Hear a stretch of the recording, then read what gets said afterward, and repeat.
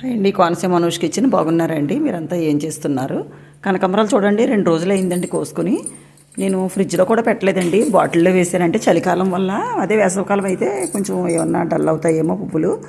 చలికాలం కదండి, ఇంకా ఫ్రిడ్జ్లో పెట్టలేదు, బయటే ఉంటాయండి. ఈరోజు బాబా గుడికి వెళ్తాం కదా, సాయంత్రం మాల మాల వేసుకుంటున్నాను. మీకు వీడియో షేర్ చేద్దామని గుర్తొచ్చింది. చాలామందికి మాల కట్టడం తెలియదు కదండి, ఇప్పుడు చిన్నపిల్లలకి, ఇప్పుడు జనరేషన్ వాళ్ళు ఎవరికి. నేను అదే మాలలో చాలా రకాలు ఉన్నాయండి. మాలలో నేనైతే మా అమ్మగారిది కడియం దగ్గరే కాబట్టి నాకు మాల అసలు ఎవరు కూడా, మా ఇంటి దగ్గర ఆడపిల్లలు ఎవరు మాల నేర్చుకోరండి.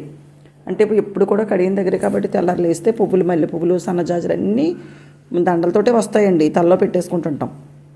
కాకపోతే మా అమ్మగారు, మా నానమ్మ ఎప్పుడు కూడా పెద్దవాళ్ళు మంచిగా చెప్తారు కదా, ఒకవేళ మీ అత్తవారు ఇంటికి వెళ్ళిన తర్వాత అక్కడ ఏమన్నా పువ్వులు మాల కట్టమంటే అప్పుడు మమ్మల్ని అంటారు, మాల నేర్చుకోలేదా, మాల నేర్పలేదా అని. అందుకనే మాల నేర్చుకోవాలని. నాకు మామూలు చూడండి, ఈను పుల్ల ముక్కలు ఉంటాయి కదా, కొబ్బరి పుల్ల ముక్కలు, ఆ పుల్లలతోటి గట్టిగా ఇరవకుండా, అంటే ఆకులతో కూడా నేర్చుకునేదాన్ని అండి. మందారాకులు కోసుకుని తెచ్చుకుని మా నాన్నమ్మ నేర్పేది. కానీ ఆకులైతే నేను వేసిన ముడికి బలంగా లాగేయడం వల్ల చిరిగిపోయేవండి. అప్పుడు మా అమ్మగారు పుల్ల ముక్కలు తీసుకుని, కొబ్బరి పుల్ల ముక్కలు, ఈను పుల్లలు అంటారు కదా, చీపురు పుల్లలు లాంటివి తీసుకుని అప్పుడు దాంతో ముక్కలు ఇలాగ దగ్గరికి పెట్టి ఇలా దారం తిప్పడం, బయటికి లాగడం అన్నీ నేర్పేవారండి. ఆ విధంగా నాకు మాల అలవాటు అయ్యింది. వాళ్ళు అన్నట్టుగానే మా అత్తూరు ఊరిలో, అసలు కోనసీమ కదండి, ఎవరింటి దగ్గర వాళ్ళకి చెట్లు, కనకాంబరం చెట్లు. నా పెళ్ళికైతే చాలా పెద్ద పువ్వులతో ఉండేదండి. ఒకవైపు అంతా పువ్వులే చాలా ఉండేవి. తర్వాత ఆ తోట అంతా కూడా కనకాంబరం పువ్వులు. నేను కూడా కోసేదానండి పెద్ద పళ్ళంతో. అయ్యి అండి చాలామంది ఊర్లో తీసుకెళ్ళేవారు, ఇంటి దగ్గర అందరూ పెట్టుకునేవారు.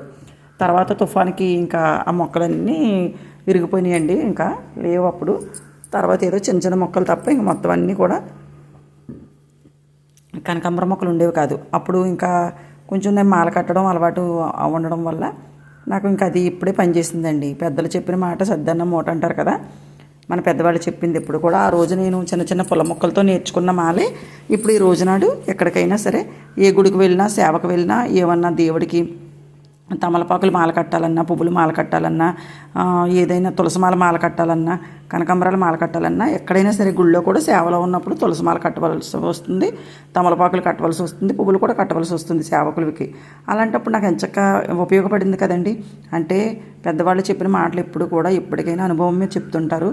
మా ఊర్లో మా అమ్మగారి ఇంటి దగ్గర పువ్వులు మాల కట్టుకునే అవసరం లేకపోవచ్చు, కానీ అత్తూరు ఇంటి దగ్గర పనిచేసింది. మళ్ళీ మనం గుళ్ళకి వెళ్ళినా, సేవకు వెళ్ళినా ఇంచక్క పనిచేసింది, చూసారా.